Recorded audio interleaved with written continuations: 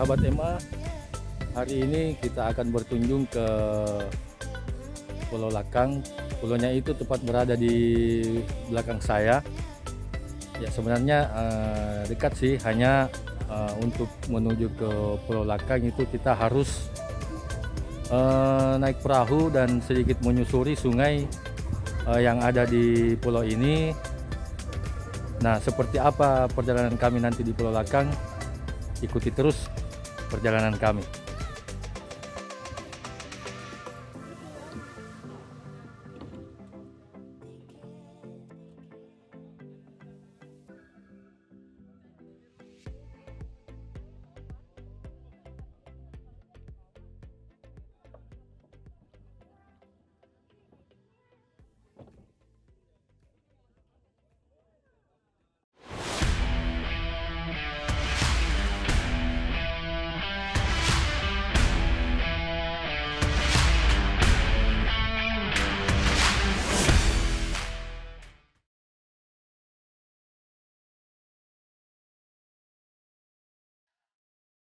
Seperti yang kita lihat di sini, banyak sekali penumpang yang akan menyeberang ke Pulau Lakang.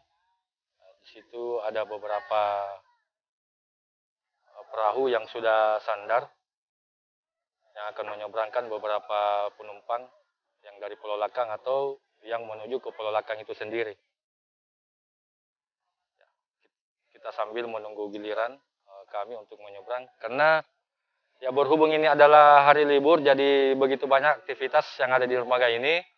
Kebetulan ada acara pengantin juga yang akan menyeberang ke Pulau Lakang itu sendiri. Jadi ya kita cukup sabar untuk menunggu kapal-kapal berikutnya.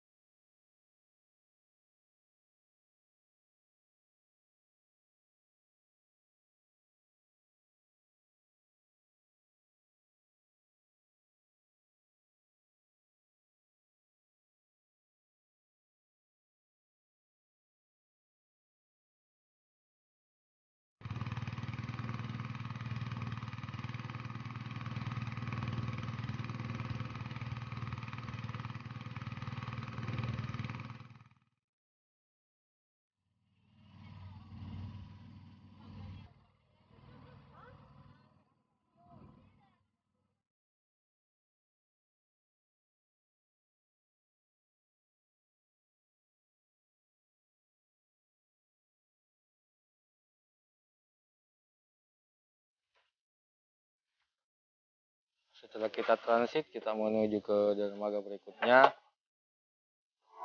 Tadi menurunkan beberapa penumpang. Jadi di pulau ini ada beberapa dermaga. Hanya untuk akses yang lebih dekat kami menuju ke dermaga berikutnya. Kalau yang dermaga pertama ya lumayan jauh sih untuk menuju tempat yang kita mau kunjungi di Pulau Lakang ini. Jadi ikuti terus perjalanan kami. Jadi kita sudah sampai di dermaga Pulau Lakang ini. Seperti yang tampak di depan saya, ya ada Om Yus dan Om Hud. Kami bertiga sudah sampai di Pulau Lakang ini. Sambil kita semakin masuk ke dalam pulau, kami melihat-lihat daerah sekitar. Buat saya ini adalah pertama kali saya berkunjung ke Pulau Lakang ini. Saya juga belum tahu apa yang ada di Pulau Lakang ini. Itulah yang akan kami telusuri. Karena menurut sumber data yang kami terima, pulau ini cukup menyimpan sejarah dan menyimpan banyak keunikan. Dan itulah yang akan kita telusuri nanti di Pulau Lakang ini. Ya, kami sedang menyusuri lorong-lorong yang ada di Pulau Lakang ini sambil bertanya-tanya kepada orang-orang di pulau ini, menanyakan apa yang ingin kita kunjungi di pulau ini.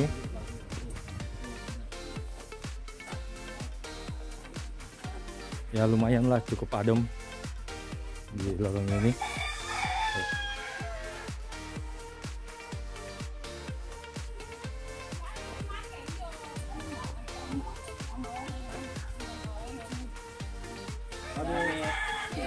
Tabe. Sahabat MA, sekarang kita sudah sampai di salah satu bunker Jepang yang ada di pulau ini. Kita akan coba untuk masuk ke dalam. Jadi ini salah satu bunker yang ada di pulau ini. Nah, di sini kita lihat ada jalan menuju ke dalam. Agak gelap. Mungkin kita tidak bisa masuk, kita tidak bisa akses ke dalam karena cukup sempit. Kemudian di sebelah juga di sini ada lubang untuk masuk, tapi sepertinya ini tembus dengan bunker yang pertama tadi. Kita tidak tahu seperti apa di dalam.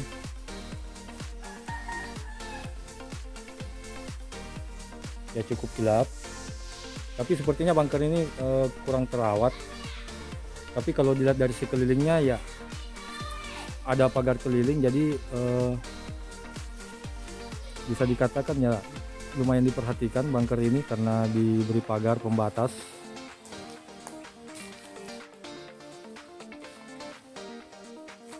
Jadi berdasarkan informasi sebenarnya bunker yang ada di pulau ini bukan cuma ini, ada beberapa titik dan bunker itu saling terhubung. Hanya karena bunker ini kurang terawat, jadi tidak bisa diakses apalagi untuk masuk ke dalam. Tapi bunker ini saling terhubung, bunker yang satu dengan yang lainnya, seperti yang tampak di depan saya. Sepertinya ini memiliki akses tembus ke bunker yang lain. Ya, jadi bunker ini digunakan oleh tentara Jepang untuk melawan tentara Belanda yang masuk ke Indonesia, dan sampai sekarang ini masih ada.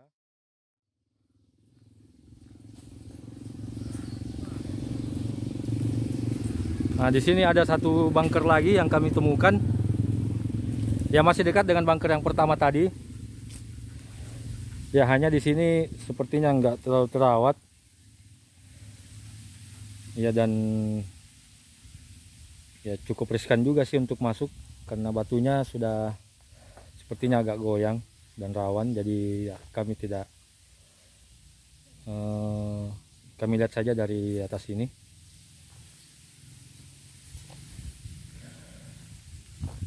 Ya, kalau dilihat hutan bambunya cukup luas. Ya, lumayan sejuk sih di pulau ini. Jadi Pulau Lakang ini luas areanya kurang lebih 300 hektar. Berdasarkan data yang kami terima, dan juga dihuni kurang lebih 300 kepala keluarga. Ya, lumayan banyak sih untuk seukuran pulau kecil. Dan Pulau Lakang ini masih berada di wilayah Kota Makassar, Kelurahan Lakang, Kecamatan Tallo. Memang cukup dekat dari daratan tadi waktu kita naik perahu.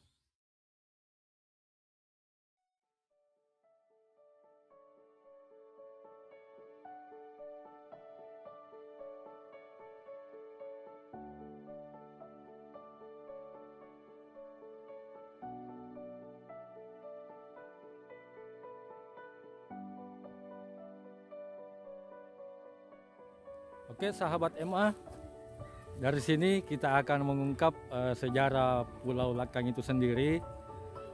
Kenapa kita memasuki areal perkuburan? Karena disinilah persinggahan terakhir dari seorang tokoh yang tinggal di pulau ini, sehingga pulau ini dinamakan memakai nama orang tersebut.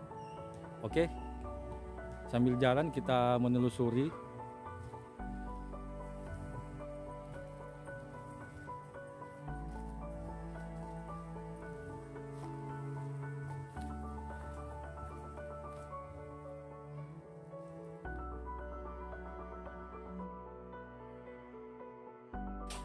Sahabat MA, sekarang kita sudah berada di dalam areal pemakaman.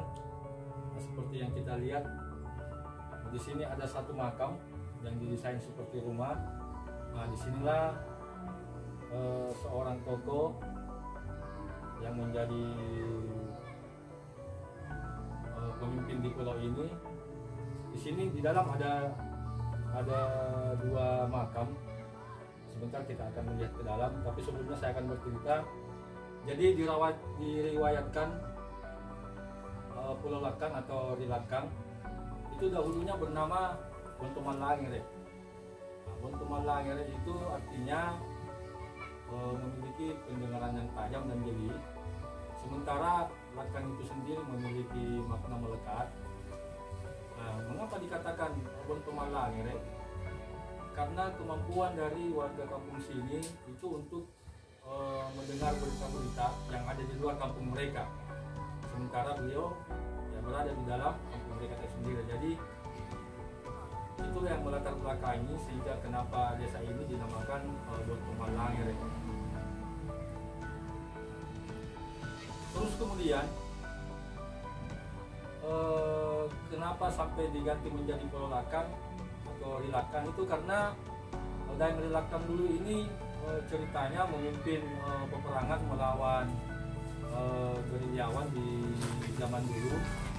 Karena dari jiwa kepemimpinannya sehingga setelah memerangi para gerilyawan, jadi nama beliau sebagai penghormatan untuk beliau sehingga nama Bontomalangere itu diganti menjadi Pulau Lakang. Jadi itu sebuah penghormatan untuk beliau.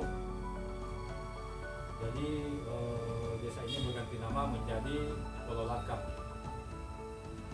Sebenarnya kalau kita mempelajari atau data yang kami terima, sebenarnya Daeng Rilakang itu masih saudara dengan Raja Tallo. Hanya Daeng Rilakang itu memiliki ceritanya sendiri. Jadi beliau itu lebih memilih untuk meninggalkan singgasananya atau meninggalkan saudaranya di kerajaan dan memilih untuk mungkin pergi merantau, sehingga beliau sampai di pulau ini. Dan suatu ketika setelah beliau sampai di pulau ini, beliau bertemu dengan seorang wanita. Ya, jadi wanita itu bernama Tausanda Kalumanyang Rimarusu. Jadi Rimarusu itu adalah nama daerah, itu daerah Maros. Jadi ceritanya perempuan itu adalah perempuan yang sangat kaya dan sangat terpandang di daerahnya. Dan beliau bertemu dengan Daeng Rilakang dan dari situlah mereka menjalin hubungan sampai sekarang. Dan inilah menjadi persinggahan terakhir dari mereka berdua. Dan dari situlah sejarahnya sehingga desa Bontomalangere diganti menjadi desa Lakang. Itu sebuah penghormatan untuk Daeng Rilakang itu sendiri. Ya, jadi mungkin kita bisa melihat ke dalam. Sahabat Emma, sekarang kita mencoba memasuki atau membuka pintu dari makam ini. Bismillahirrahmanirrahim. Assalamualaikum. Jadi sahabat Emma, ini adalah makam dari almarhum Daeng Rilakang bersama istrinya Tausanda Kalumanyang Rimarusu. Jadi ya, mungkin inilah yang menjadi salah satu kearifan lokal dari Pulau Lakang ini sendiri. Dan tentunya hal ini harus kita jaga bersama-sama karena ini mempunyai nilai nilai sejarah yang sangat tinggi dan tidak bisa digantikan dengan nilai apapun. Ya, mungkin dari sini kita akan beranjak ke tempat lain untuk melihat-lihat apa yang ada di Pulau Lakang ini.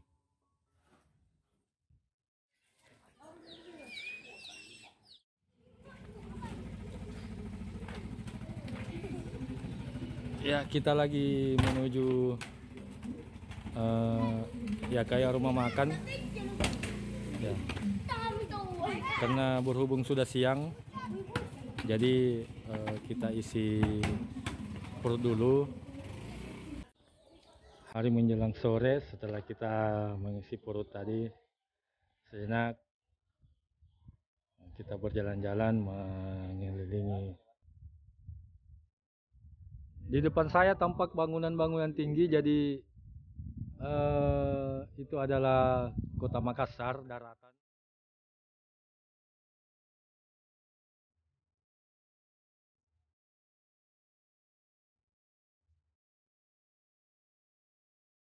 Ya sahabat MA, ini adalah pintu gerbang menuju Pulau Lakang. Di situ ada tugu-tugu yang bertuliskan Lakang Island. Jadi ini adalah akses utama dari Pulau Lakang itu sendiri untuk menuju ke sini. Sebenarnya banyak dermaga yang ada di pulau ini, hanya ini adalah merupakan akses utama dari Pulau Lakang.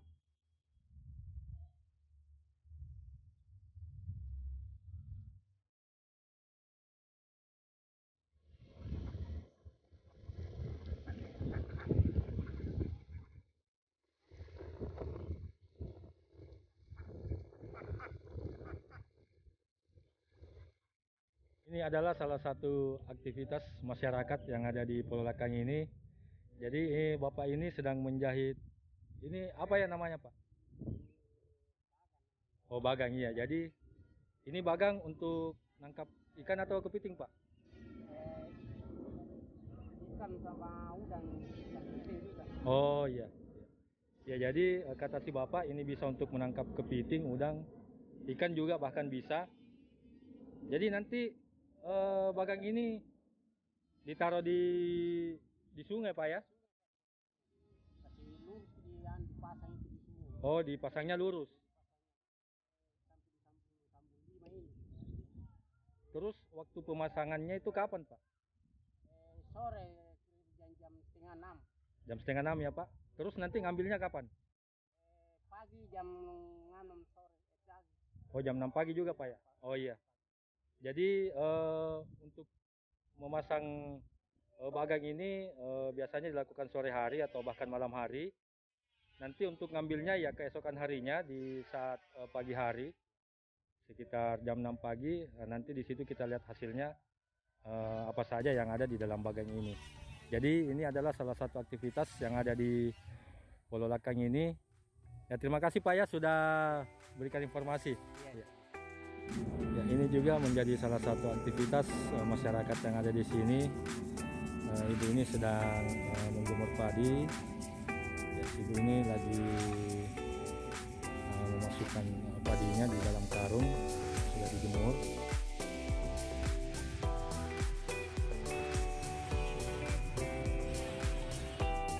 Di depan saya itu ada ya salah satu gerbang.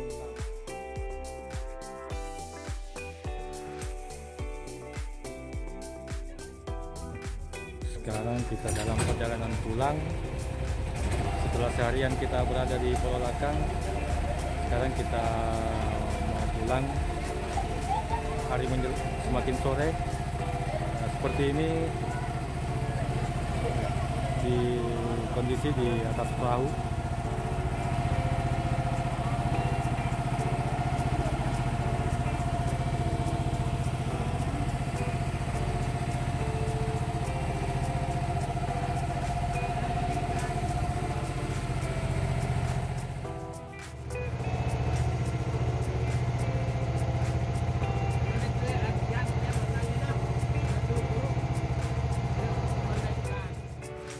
Dulu di dermaga yang lain untuk menunggu penumpang.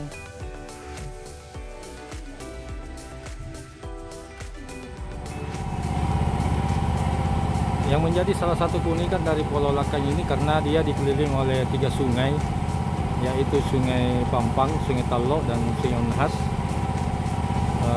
Agak berbeda dengan pulau pada umumnya. Biasanya pulau dikelilingi oleh lautan, tapi Pulau Lakang ini dikelilingi oleh 3 sungai. Jadi memang sedikit unik, dan Pulau Lakang ini terbentuk dari endapan sedimentasi oleh delta yang berlangsung cukup lama. Jadi endapan sedimentasi itu adalah tanah atau lumpur yang terbawa oleh aliran air, sehingga bertemunya 2 aliran air tersebut yang membawa tanah, sehingga terbentuklah Pulau Lakang ini, dan itu berlangsung cukup lama.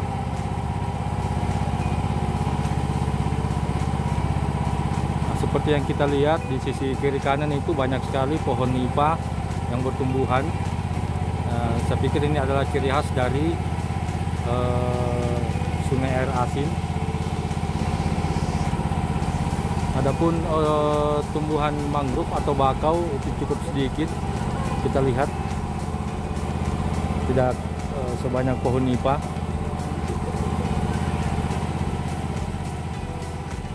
Dermaga sudah di depan mata, bisa sudah siap untuk turun.